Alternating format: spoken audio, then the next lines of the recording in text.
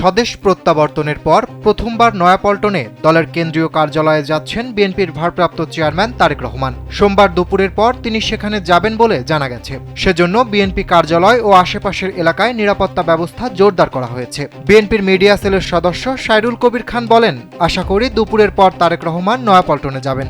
সোমবার দুপুর 12টা 35 থেকে কার্যালয়ের মূল ফটক বন্ধ রাখা হয়। সীমিত পরিসরে বিএনপির সিনিয়র নেতারা কেন্দ্রীয় কার্যালয়ে প্রবেশ করছেন। কার্যালয়ের সামনে র্যাবের একটি ডগ স্কোয়াড টিম অপেক্ষমান রয়েছে। কিছুক্ষণের মধ্যে সুইপিং কার্যক্রম শুরু হবে বলে জানা গেছে। কেন্দ্রীয় কার্যালয়ের সামনে বিএনপি এবং এর অঙ্গ ও সহযোগী সংগঠনের বিভিন্ন পর্যায়ের শতাধিক নেতাকর্মী উপস্থিত রয়েছেন।